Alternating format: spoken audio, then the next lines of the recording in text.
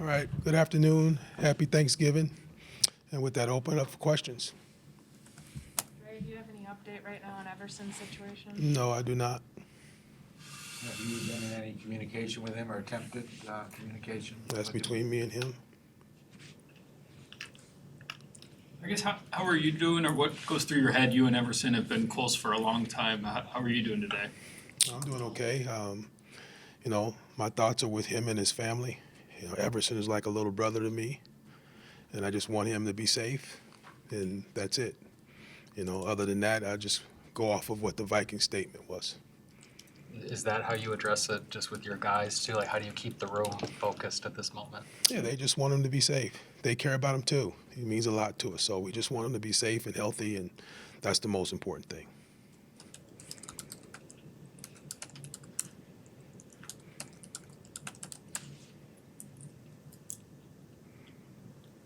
Just your thoughts on the defensive line being depleted. I mean, Dalvin Tomlinson won't play Sunday. Everson, Griffin's situation is in doubt. I mean, how do you feel about being so depleted? Well, first of all, I wouldn't use the term depleted.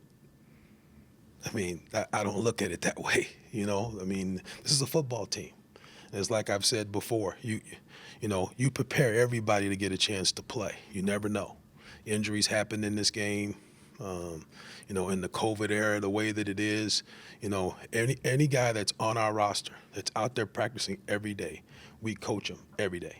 So, other guys get a chance now to step up and play. And I expect them to go out there and play and perform and put us in position to win on Sunday. That's what I expect. And that's what I said to the group today. The San Francisco 49ers are not going to feel sorry for us. I don't feel sorry for us. We're going to go compete. That's who I am. We're going to go compete. And we're going to go play for 60 minutes, and we're going to find a way to win the game. That's why we're going there. And whoever puts on a purple helmet and goes out there and play for me is going to give me everything they got for 60 minutes, and we're going to find a way to win the game.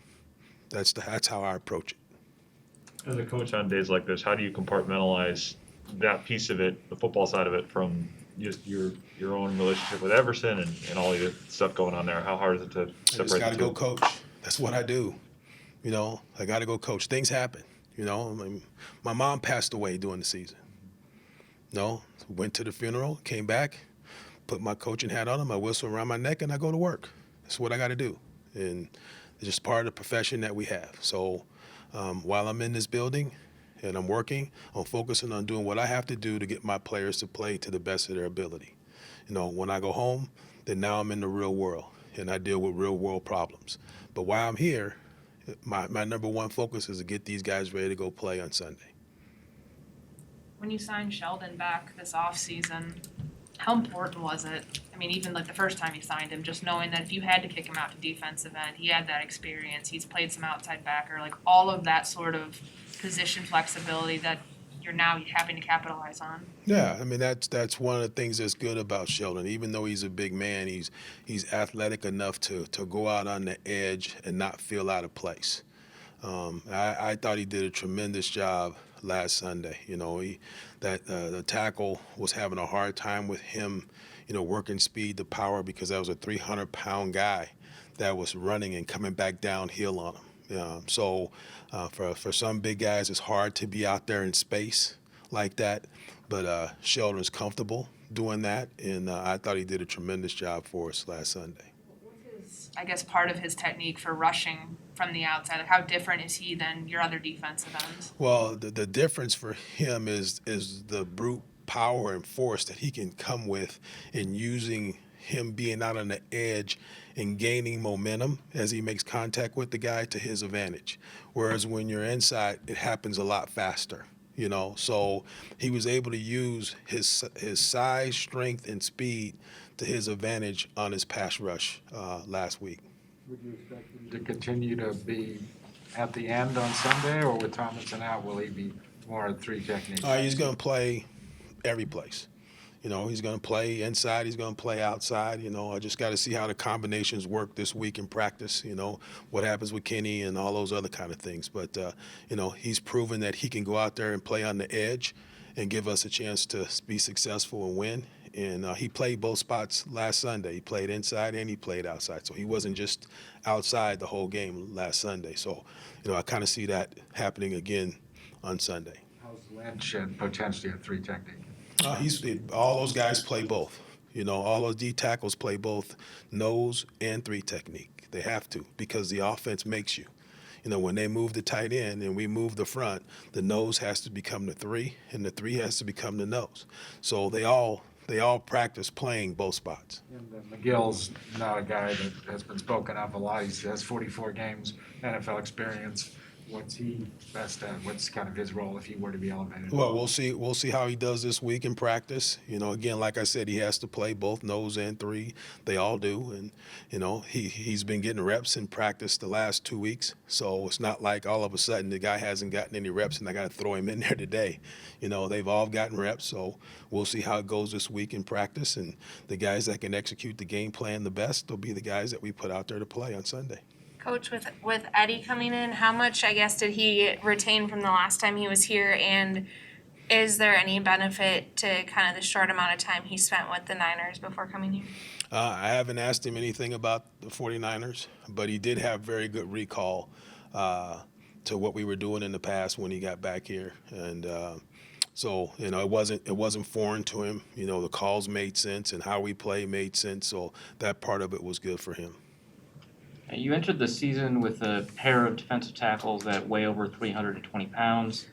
Now it seems like you don't have that kind of size up front. Do you have to change your approach in how you're designing these fronts? No. We are who we are. We play the same way we play. So, once Amon got in there, his technique was still the same as it was when it was Dalvin and Mike. When James goes and plays, his technique is still the same as it was when it was Dalvin and Mike. So, we play how we play.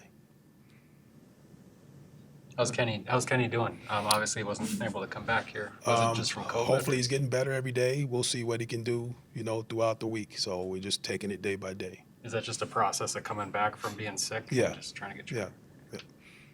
What San Francisco do so well to be good as good as they are in the red zone and goal to goal? Well, they're really good running the football. It's a lot like when we played Cleveland. There was a lot of motion, shifts, rockets. They run a wide variety of different types of running plays. There's no way we can practice them all through the course of a week. Their running backs run hard and physical. Their receivers do a great job of blocking. So they're committed to it, and they know what they're doing. So I think that's the thing that, makes them different. There's been games where they've run the ball 12, 13 times in a row, on a drive. So if they get it going, they're going to stick with the running game, and I think they do a tremendous job in what they do.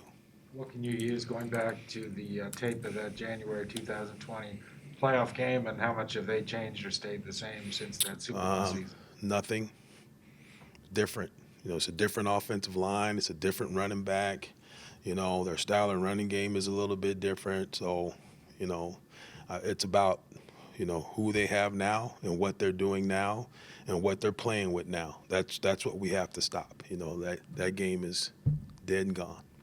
How do you coach guys to cut through kind of the eye candy or clutter to be ready right when it's go time and point of attack? Well, it's not as hard on the defensive lineman because you line up in the guy that you're in front of, and he's your keys. That's the guy you're gonna go beat. With the linebackers in the secondary, it makes a difference with those guys. And so what you try to do is put them in a position where they understand by coverage, because each coverage dictates how we handle a motion or a rocket or a flash or whatever you want to call it. That we put them in positions to where they understand, okay, with this kind of motion, this is our adjustment. With this kind of a rocket, this is our adjustment. So we try to do a great job throughout the course of the week, put them in those positions that they have their eyes, in the proper place. They have a bunch of power up front with their offensive linemen blocking, but they also have really fast backs. Is there like a tension in terms of how you want to, get people to meet the speed of the backs while also having the power to take on those blocks? Well, it's really the backs give you more of an issue because they run hard and physical. Even though you look at their 40 time and it says 4.4, 4.3, okay, that part only shows up if they break open in the field and they're running, okay?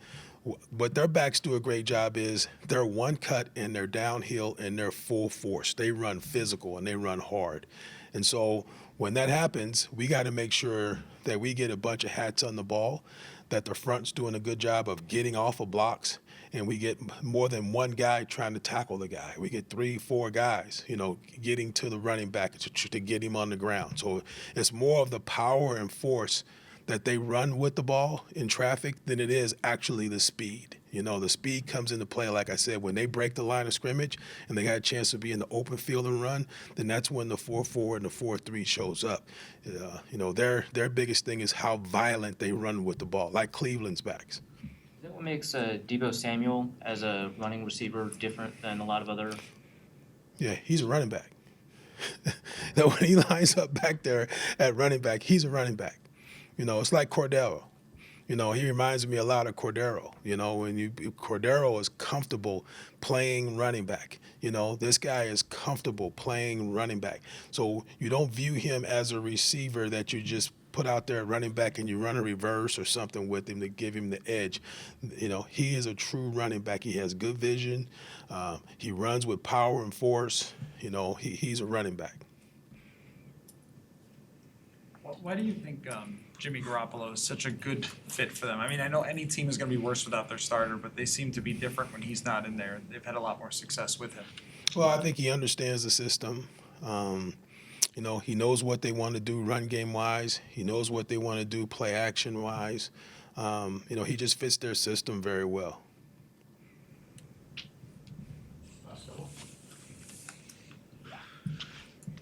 All right, guys, have a great Thanksgiving.